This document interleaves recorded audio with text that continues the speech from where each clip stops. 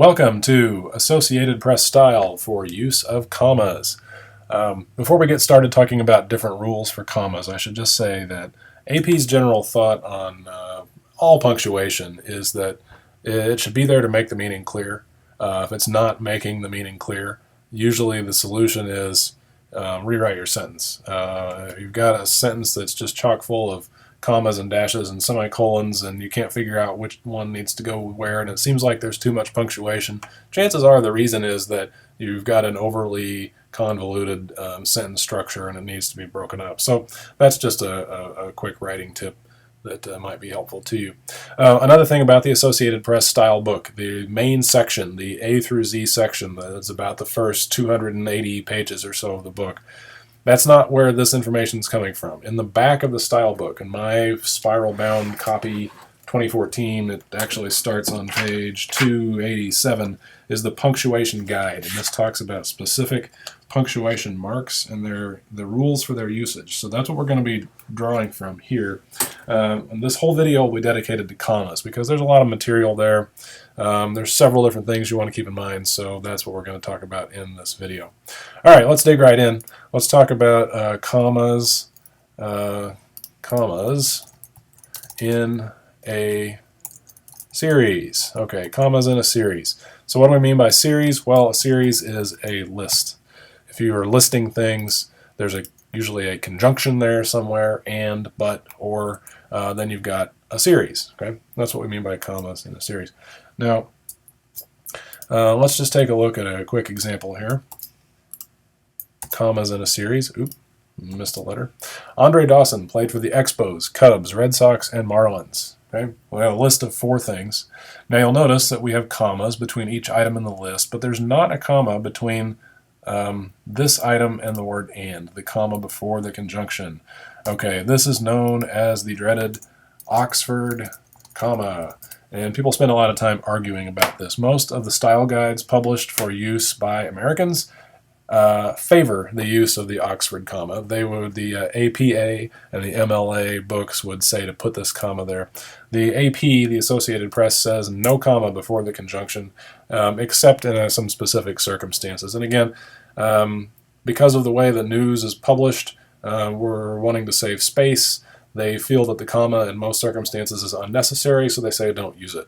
So if you run across, people also call this the serial comma. They mean the same thing. British usage, by the way, also is to omit this comma as well. So if you're in Britain or Australia, they would probably not use this. So that's how that would work. Now, some other examples here.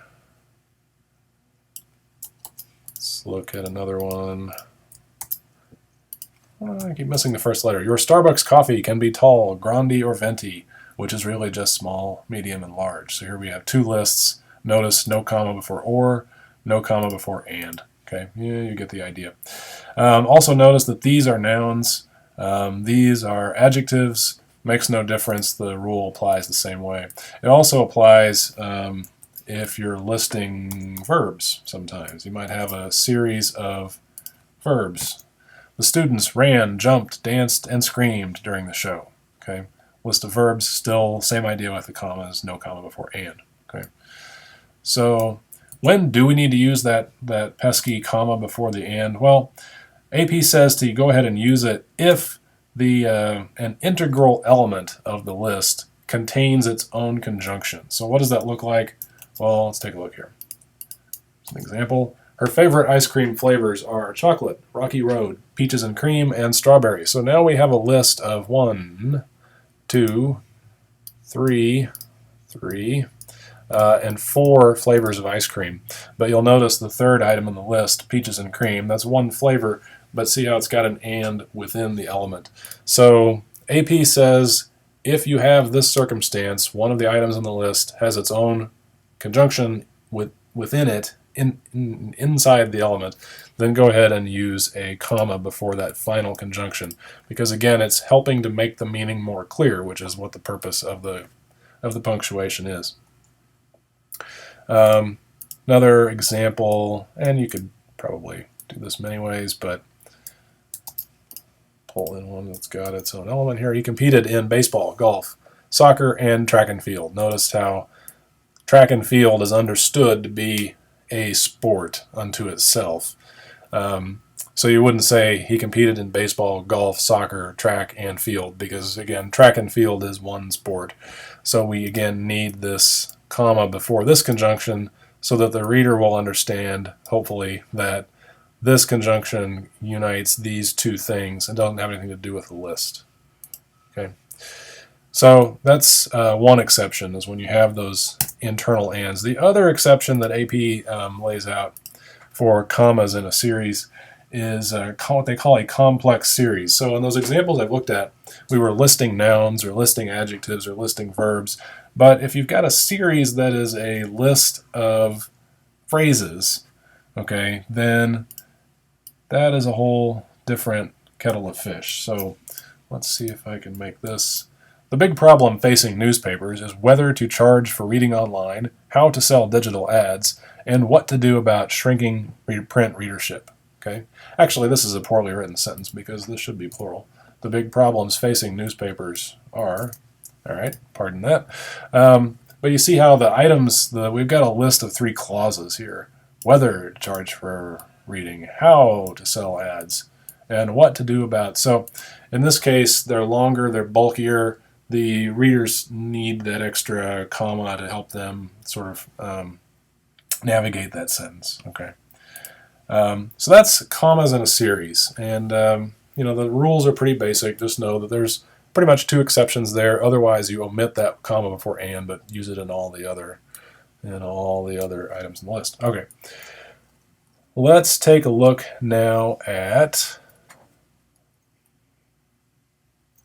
commas with. Let's take a look at commas with lists of adjectives in front of a noun.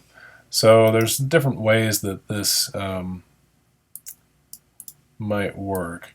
And generally speaking, when you have several adjectives that are describing a noun, we wouldn't use a conjunction with those. And because of that, we use commas instead. He was a smart, devious businessman. Okay, we've got 2 different adjectives here, smart and devious, that are describing businessman. And AP would call these equal adjectives. And the way that you tell that by equal, they mean they are both on the same order describing the word businessman. In other words, we could reverse their order, and the real test to see if you have equal adjectives is if I took the comma out and I inserted the word and instead, would it still make sense? Would the sense not change?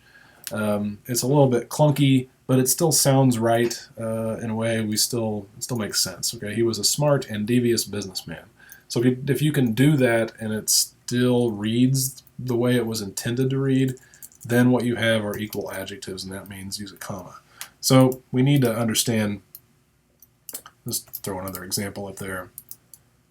It was a warm, sunny day. It was a warm and sunny day. That still makes sense. Okay.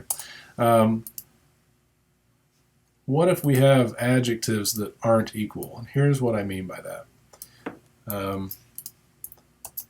He bought a huge bearskin rug.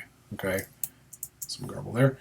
In this case, we've got a noun, rug. Okay, we are defining what type of rug it is by calling it a bearskin rug. All right, and we're also further describing the rug as being huge. Now, what some people would say, why not put a comma there? Well, here's the thing. If I take that comma out and I use and, he bought a huge and bearskin rug. Well, that just sounds awkward. Okay, that doesn't sound right at all. And the reason is that we are really understanding this adjective to be very closely associated. In other words, we're defining that this is a bearskin rug, and the word huge is sort of describing this whole unit of words here. And what happens when in that situation is when you insert the word and in between them, it just doesn't sound right anymore. Okay, so this would be an example where you would not need to use a comma. And again, because these are not equal adjectives, they're not modifying this noun, describing this noun on the same level. So comma, no, don't use a comma there. These are unequal. I'm going to put unequal adjectives, Okay, and these are, sorry about that, these are equal adjectives. Okay. Final example of something where you would not use a comma would be where if we have compound adjectives. Okay, because the reason we don't use commas is because these actually need hyphens. He received a 6-game suspension.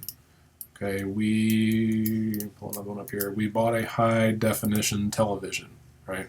So the reason we don't use commas here is because these hyphens are needed because in this case both adjectives really need to be understood as a unit, almost like a single word, in order to really understand the sense in which they describe this. In other words, if we eliminated a whole word here, he received a game suspension. Well, that doesn't mean really quite the same thing. We bought a definition television. Okay, that doesn't relate at all to the meaning that was intended in the first place. So these things need to work as a unit. So they get a hyphen, not a comma, and we'll talk about those later on in the hyphen section. You know what? This video is running a little long, so I'm going to break this off into a second video covering the rest of the rules for use of commas.